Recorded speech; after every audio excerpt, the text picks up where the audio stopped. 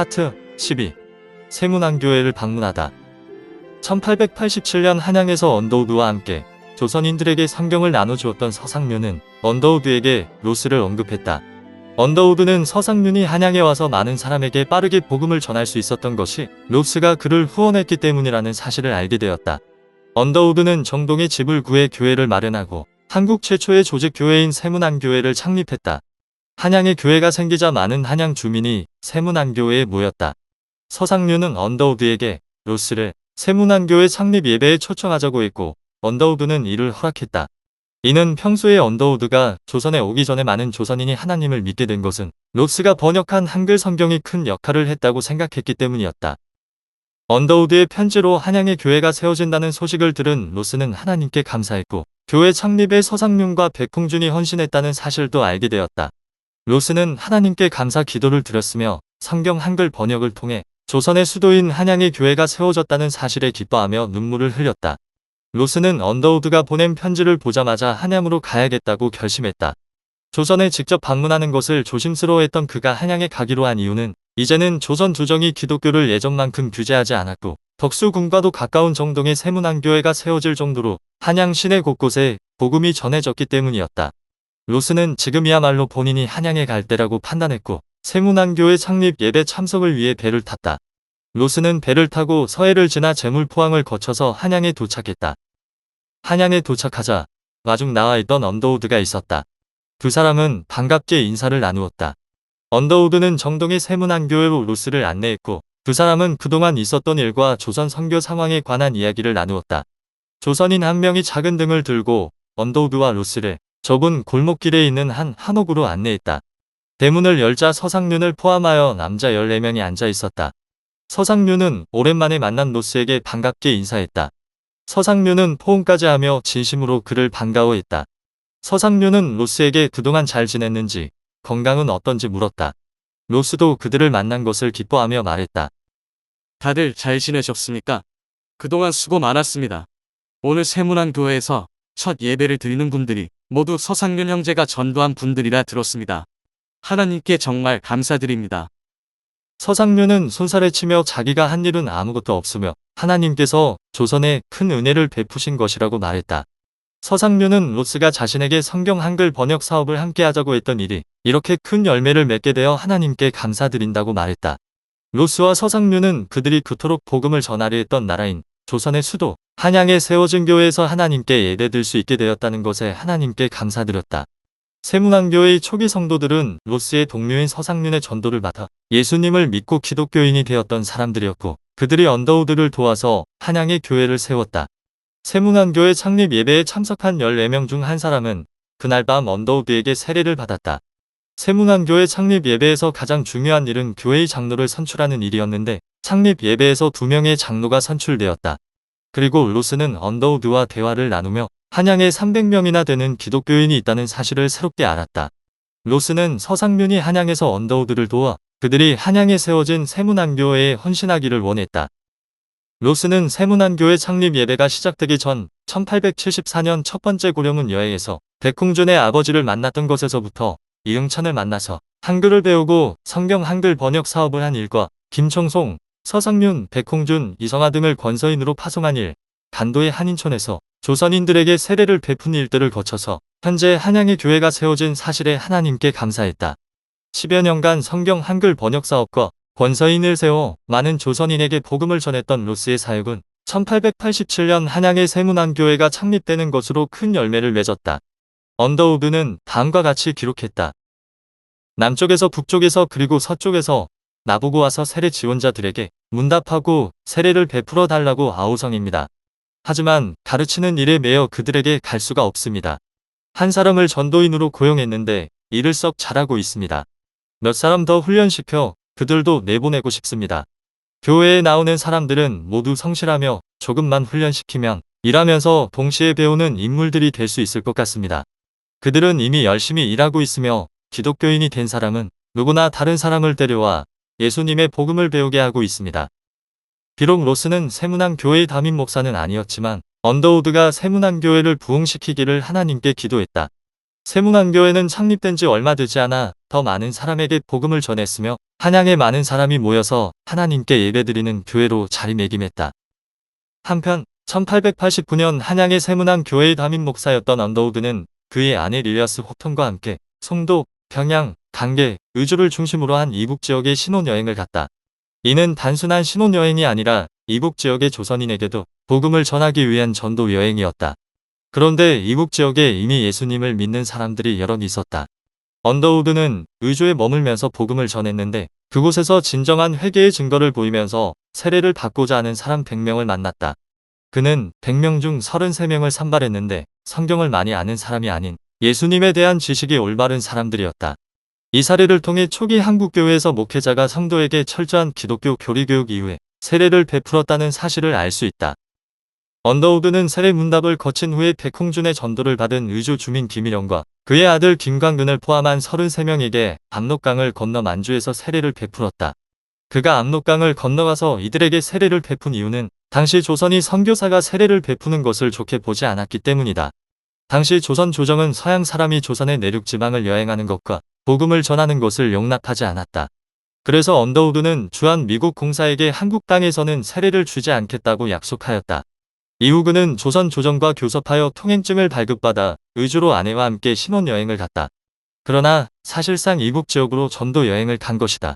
1889년 당시 언더우드에게 세례를 받은 사람 중에서 의주 주민들이 많았는데 이는 당시 언더우드가 의주에서 많은 사람에게 세례를 준 것을 통해 의주의 로스가 파송한 서상륜, 이성화, 백홍준 등의 전도와 권서 사역이 성공적으로 진행되어 기독교 신앙 공동체가 이미 있었다는 사실을 알 수 있다. 1889년 로스는 두 번째 안식년 휴가를 보냈다. 중국 상하이에서 배를 타고 일본 고베를 거쳐 캐나다 밴쿠버를 거쳐 영국으로 갔다. 영국 런던 선교회에 참석하여서 중국과 조선에 대한 선교 보고서를 작성했다. 런던에서 진행된 선교회는 1888년 6월 11일부터 6월 19일까지 진행되었으며 선교회가 끝나자 로스 가족은 영국 스코틀랜드의 글래스고로 돌아갔다. 1888년에 런던 선교회에서 로스는 그동안 자신이 만주와 조선 사회에서 보았던 일부 다처제와 조상 숭배의 선교사들이 어떻게 대응해야 할지에 대해 연설했다. 1889년 6월 로스 가족은 네오네시스 코티지라 불리는 오두막에 살았으며 한 달 뒤인 7월에는 펀에서 거주했다. 8월 펀에 거주하던 로스는 영국 스코틀랜드 장로교회와 아일랜드 장로교회의 선교부 통합에 대한 구체적인 계획과 방법을 고민했고 11월 말까지는 교회에서 설교하거나 신학을 가르쳤다. 두 번째 안식년 기간이었던 1889년에 로스가 스코틀랜드 장로교회와 아일랜드 장로교회의 선교부 통합에 대해 고민한 이유는 그가 평소에 교회의 연합을 강조했으며 선교의 어려움을 해결할 수 있는 최선의 해결책이 교회의 연합이라고 주장해왔기 때문이었다.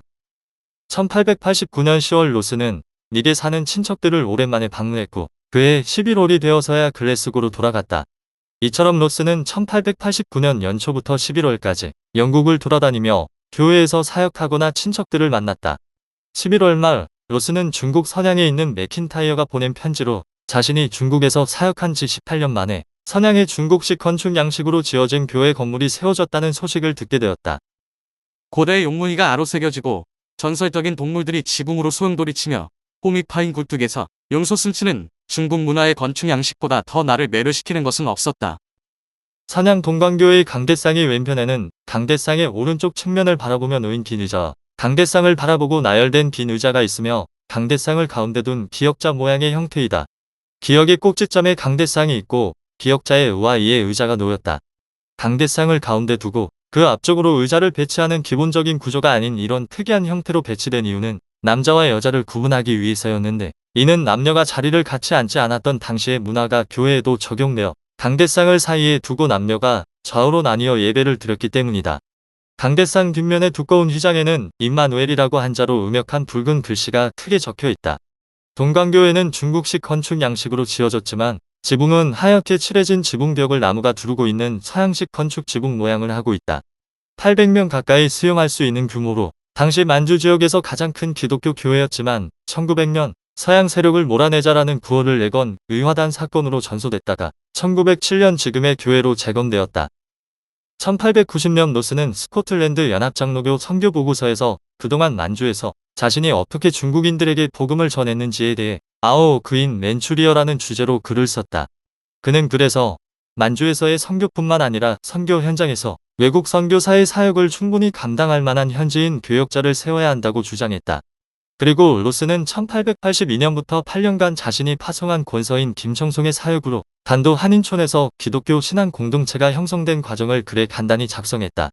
또한 더 가스펠인 코리아에서 조선은 아시아에서 첫 기독교 국가가 될 수 있다고 강조했다.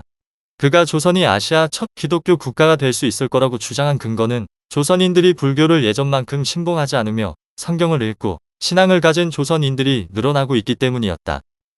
1890년 2월 말 로스는 두 번째 안식년 휴가를 마치고 중국 만주로 돌아갈 준비를 했다. 3월 6일에 그는 만주로 가는 배를 타기 위해 런던으로 갔다. 3월 29일 로스는 글래노글 홀을 타기 전에 선교본부에 만주에서의 선교가 중요한 이유와 자신이 선교사로서 사명을 다하려는 이유에 대해 다음과 같이 설명했다. 선교사들은 만주에 있는 교회를 훈련시키고 도우고 현지인 교역자를 지도하기 위해 가야 하며 간도 지방에 영구적으로 한 명의 선교사가 머물러야 한다. 1890년 여름 맥킨타이어가 로스를 대신해 제임스 와일러와 함께 간도 한인촌에 가서 조선인들에게 세례를 베풀었다. 로스와 맥킨타이어가 간도 한인촌에 갈수록 간도의 한인촌과 의주, 단계를 중심으로 한 조선의 북부 지방의 기독교인들이 더 많아졌다. 로스는 중국 상하이에서 열린 제2차 중국 선교 수련회에 참석하여 조선에 있어서 기독교의 여명과 중국 선교의 문제라는 제목의 2개의 논문을 세계 선교의 비평이라는 선교 학술지에 기고했다. 그리고 로스는 선교 수련회에서 만주 사람들의 제사 문제가 어떠한지 발표했다. 그런데 여름이 끝나갈 무렵 로스의 둘째 딸 캐시 제인이 어린 나이에 병으로 세상을 떠났다. 그해 가을 로스는 자신의 선교지를 돌아보며 교회에서 목회와 사역이 잘 이루어지고 있는지를 확인했다. 1889년 12월 로스와 웹스터는 선양의 북쪽 지역을 다니며 복음을 전했는데 철령에서 주일을 보낸 후에 개원으로 왔으며 서쪽으로 향했다. 이처럼 로스는 선양뿐만 아니라 만주의 여러 곳을 직접 다니며 교회를 세울 새로운 곳을 찾아다녔다. 1890년 한 해 동안 만주 곳곳을 다니며 복음을 전한 로스는 선교본부의 만주 전역과 조선과 청나라의 국경에 교회가 세워지지 않은 공간에서도 사역하기를 희망한다고 보고했다. 이어 만주 북동쪽 지역에 선교본부 한 곳을 더 세워달라고 건의했다. 한편 로스는 만주에 한 개의 연합된 교회를 세우기 위해 독립노회를 만주에 설립했으며 의주에 와서 백홍준의 집에 머무르면서 한 달 동안 백홍준과 함께 의주와 관계에서 사역했다. 로스가 의주에 오게 되면서 백홍준은 거의 10년 만에 로스와 잠시 함께 사역하게 되었다.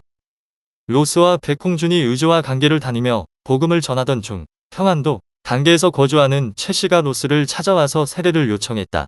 최 씨는 자신이 로스가 파송한 권서인을 통하여 성경과 기독교 교리 문답서를 읽고 기독교인이 되었으며 단계에 이미 신앙 공동체가 있다고 말했다. 로스는 최 씨에게 세례를 베풀기 위해 단계에 머무는 동안 그를 가르쳤다. 단계의 후방에서 일하고 있던 관리는 병사 한 명을 시켜서 최 씨에게 로스로부터 기독교에 관한 책들을 가져오라고 부탁하는 내용의 편지를 보냈다. 그만큼 당시 관계에서는 주민들뿐만 아니라 관리도 기독교에 대해 관심이 많았다. 그리고 평안도 후창의 관리는 로스에게 그를 찾아간 최 씨나 기독교인이었던 십자공 공 씨를 관계의 교역자로 세워달라고 요청하기도 했다. 로스는 관계의 신앙 공동체가 구체적으로 어떻게 운영되고 있는지를 알아보기 위해 공 씨를 최 씨와 같이 사실상 전도인으로 세웠다. 특히 로스는 최 씨가 아직 세례를 받지 않았지만 앞으로 관계에서 사역할 전도인으로 손색이 없다고 그를 높이 평가했다. 그 후 로스는 평안도 후창의 관리로부터 편지를 받았다. 편지의 내용에 따르면 관리는 예수님을 믿고 기독교인이 되었고 세례를 받기 위해 열심히 성경을 읽고 있으며 최 씨와 공 씨가 관계, 자성, 후창의 기독교인들에게 설교하고 성경 말씀을 전하고 있었다. 며칠 후 편지를 받은 로스는 관계에도 예수님을 믿는 사람이 많아졌음에 하나님께 감사드렸다.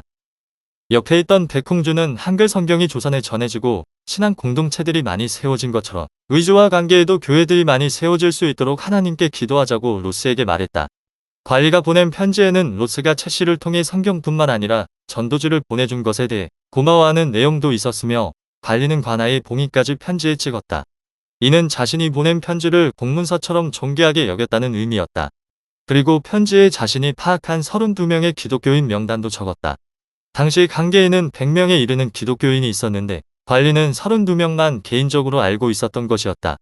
그리고 당시 평안도 자성에서는 90여 명의 기독교인 중에서 7명, 후창에서는 150명 중에서 15명이 세례를 희망했다.